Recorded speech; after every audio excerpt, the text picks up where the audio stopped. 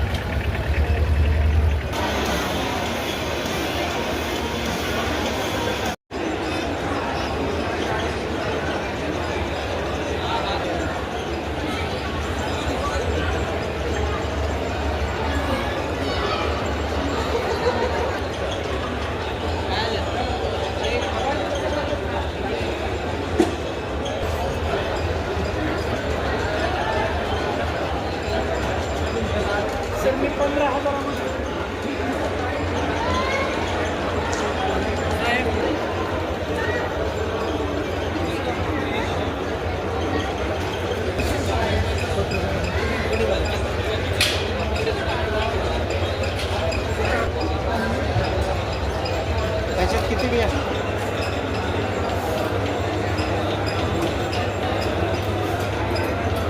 तुम्हाला जर पाहिजे असेल तुमच्या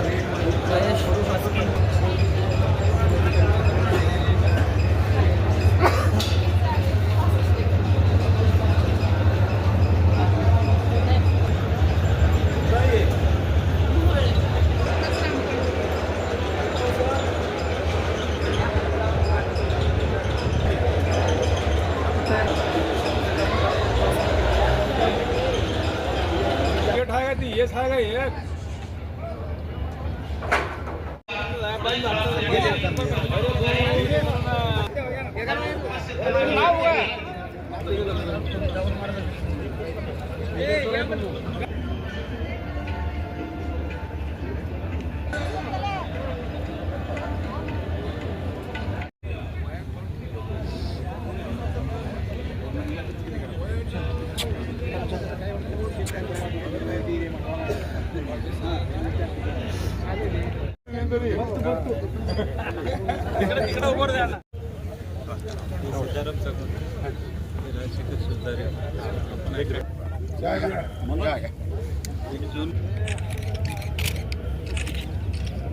सिद्धेश्वर महाराज की जय।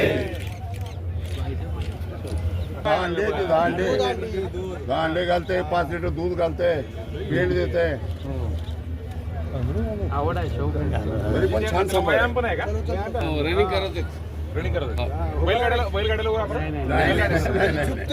वळून पण ठेवले उभं राहा ठेवून बघा ती कशी मागचं पुढे तंतंत बसून एकदम म्हणजे ते घोड्यासारखं सांगितल्यासारखं तंतंत बरा तुमचं काय 11 लाखाला किती वर्ष सांभाळायला? 3.5 वर्ष झालं. 3.5 वर्ष तुम्हाला काय म्हणजे घरच्या काही दिवस आहे का? त्याला आपण घेतला पण महिन्याला खर्च किती त्याला? आपण काय शेतकरी आपण त्यामध्ये एवढा हिसाब काढतो साधारण महिन्याला 20-25 दूध अंडी, त्याला दूध अंडी खुराक रोज 3-4 आपण कशासाठी मला कळलं तुम्ही कशासाठी बैलगाड्याला ब्रिडिंग तुम्ही हे करता कोण विकत कोण घेतो साधारणतः? नाही आपण काही त्यांना भरवायला जागेवर लांबणं गाई आता हो नाही सकाळ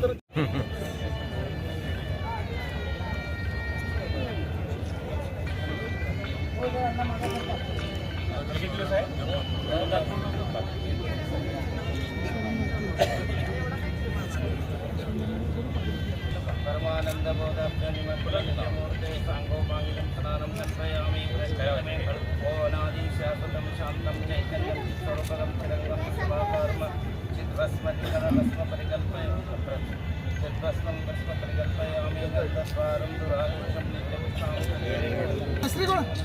वाश्विनप्पा महाराज ह्या साईडला या.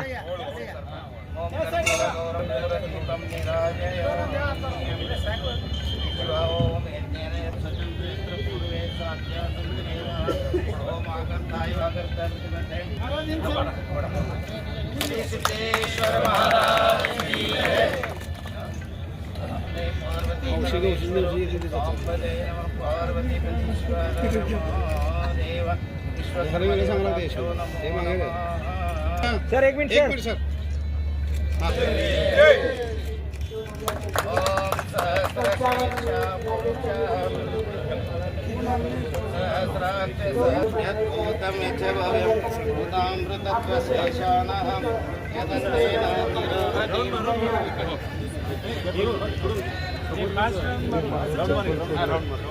दर्शनेश्वरी सर्वभूतानां तामिहोपक्वये परिमళगन्धं धारयामि परब्रह्म शान्तं सुविद्याविदेवं भवारण्यं स्वयं ज्योतिर्लिङ्गं नमो इष्टदेवं कर्पूरगौरं महादेवदेवं महापापनाथ.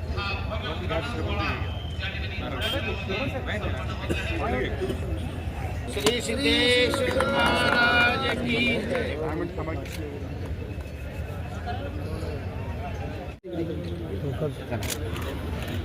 चला सगळ्यांचा कुठल्या वेगाला वापरतात ते? उसापासून केळीपर्यंत पपई सगळ्या पिकाला चालतो.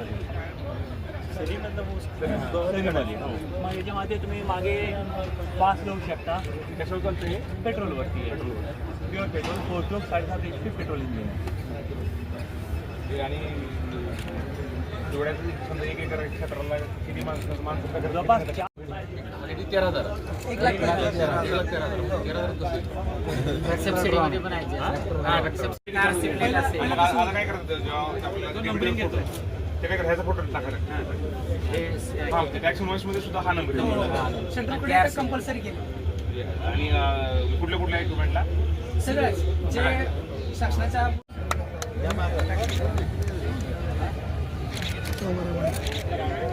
हा किती HP आहे? आणि त्या 60 विदाऊट वाला 15 लाख एवढं महाग कसं काय करतो काय काय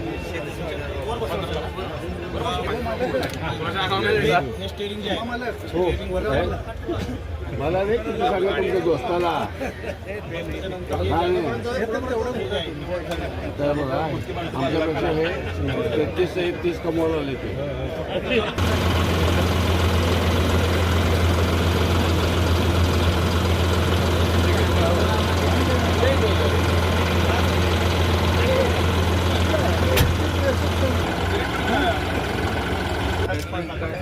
त्याला चालवणार उडे खूप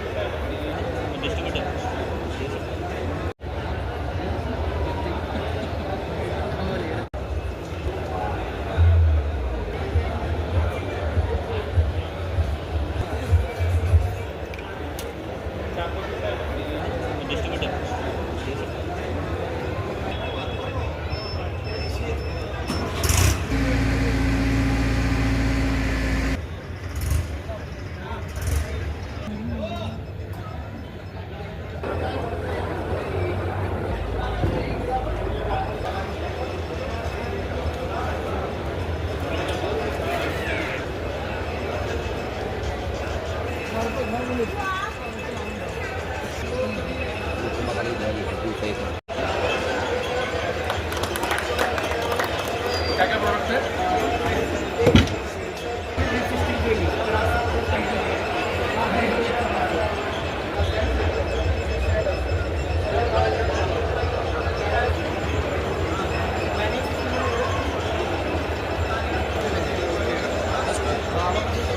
व त्यांच्या आर्थिक उन्नतीसाठी या संपूर्ण राज्यस्तरीय कृषी औद्योगिक प्रदर्शनाचे नियोजनबद्ध अध्यक्ष आयुक्त डॉक्टर सचिन कोमल साहेब त्यांचा या ठिकाणी सन्मान सन्मान होत आहे. सत्काराचा स्वरूप आहे पुष्पगुच्छ आणि सिद्धरामेश्वरांची मूर्ती.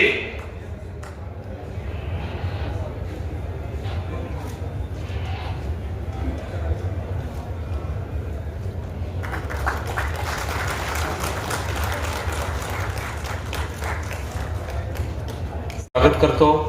नगरसेवा हीच ईश्वर सेवा मानून अत्यंत पारदर्शकपणे आणि निपक्षपातीपणे कार्य करणारे एक अभ्यासू व प्रामाणिक अधिकारी अशी माननीय आयुक्त डॉक्टर सचिन ओंबासे यांची ख्याती आहे. स्वच्छ, हरित, सुंदर व शाश्वत सोलापूर घडविणे तसेच सोलापूर शहराचा पाण्याचा प्रश्न कायमचे सोडविणे या उदात्त हेतूने ते सोलापूर महानगरपालिकेचा कारभार करत आहेत. ज्यांच्या अध्यक्षतेखाली आजचा कृषी प्रदर्शनाचा भव्य उद्घाटन सोहळा संपन्न होत आहे ते सिद्धेश्वर देवस्थान पंच कमिटीचे अध्यक्ष माननीय धर्मराज काडादी साहेब, जे जनसेवा हीच ईश्वर सेवा मानून सतत सामाजिक, शैक्षणिक, धार्मिक, राजकीय, वैद्यकीय, सहकार व कृषी इतर क्षेत्रात भरीव कार्य करत आहेत. ते साखर कारखान्याचे प्रमुख मार्गदर्शक तथा विद्यमान संचालक आदरणीय धर्मराज काडादी साहेब यांचे मी मनपूर्वक हार्दिक स्वागत करतो. प्रत्येकाच्या घरात किमान 2 बैल होते. आमच्या घरी पण जवळजवळ गेल्या 7-8 वर्षापर्यंत बैल होते. त्यावेळी ट्रॅक्टर गावात 1 किंवा 2च ट्रॅक्टर असायचा. आणि आता आजच्या घडीला कंडिशन अशी आली की आमच्या गावात बैलच नाही.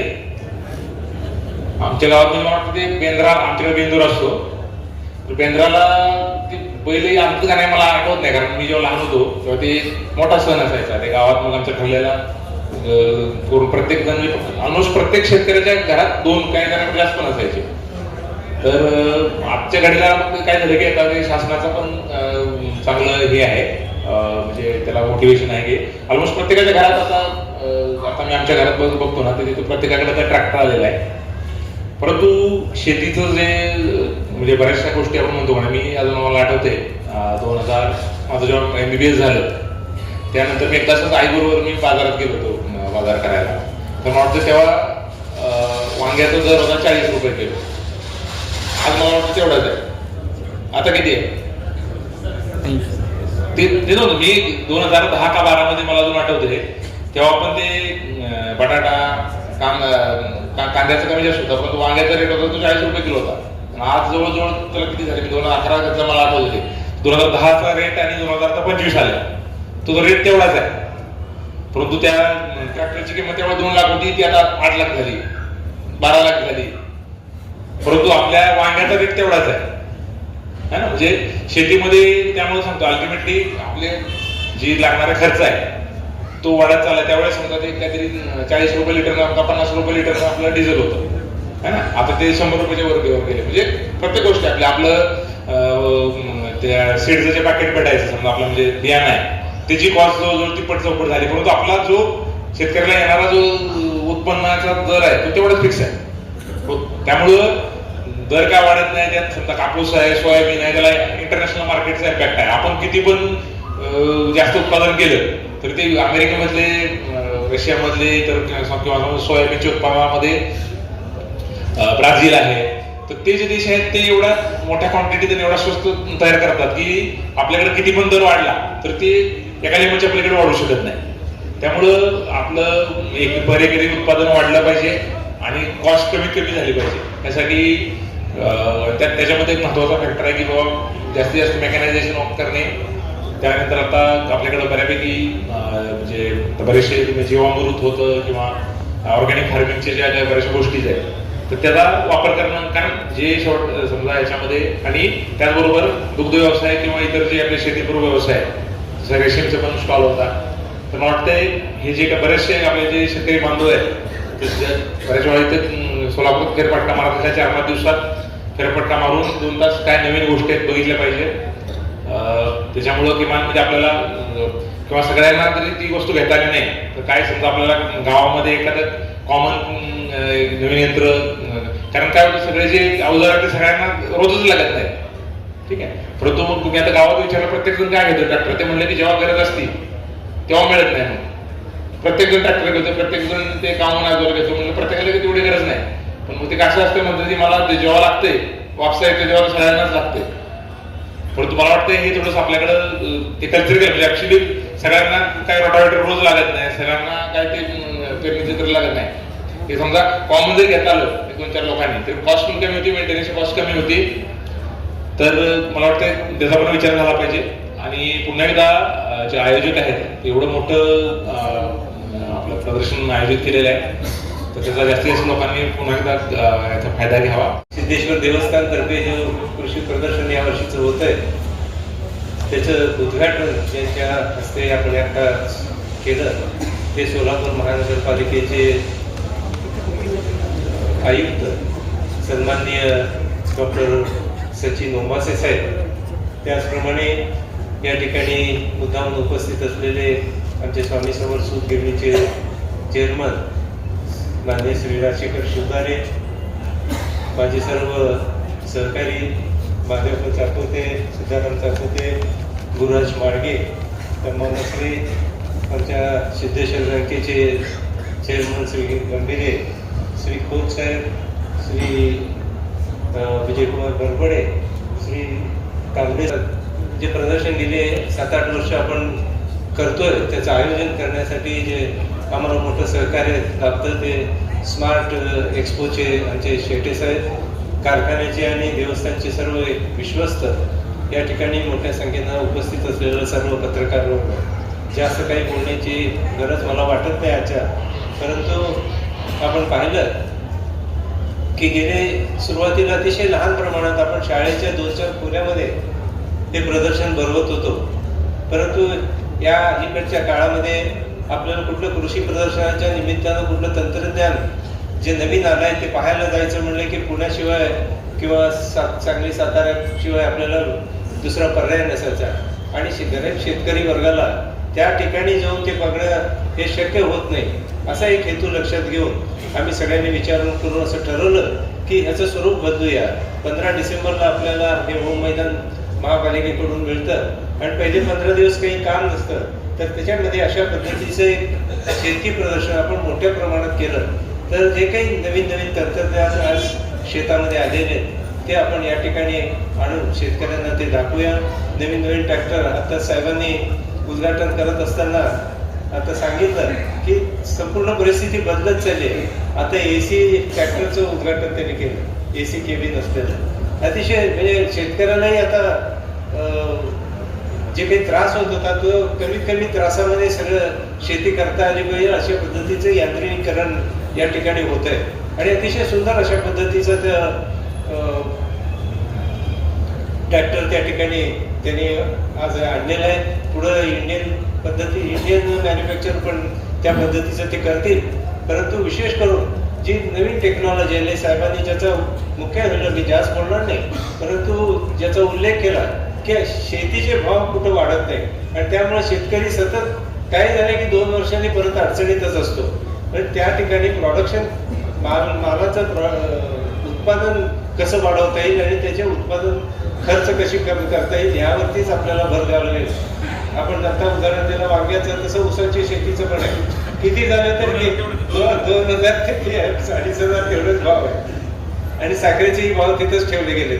अशामुळं फक्त आता त्याच्या उत्पादनाचं वजन वाढवणं, एकरी यील्ड वाढवणं, रिकव्हरी वाढवणं आणि त्यातला खर्च जो आहे तो कमी करणं, पाण्याचा खताचा वापर कमी करणं हा एकच उपाय त्या ठिकाणी आहे. आणि म्हणून त्यासाठी AI टेक्नॉलॉजी आता आली आहे, त्याचेही या ठिकाणी गाड्या आल्या आहेत. आपण ते बघितलं नाही सर, त्या AI टेक्नॉलॉजीच्या माध्यमातून जेवढं पाहिजे तेवढं पाणी त्या संपूर्ण ॲटोमायझेशनच्या पद्धतीने दिलं जातं आणि ते तंत्रज्ञान या ठिकाणी स्टॉल्स आणलेले आहेत.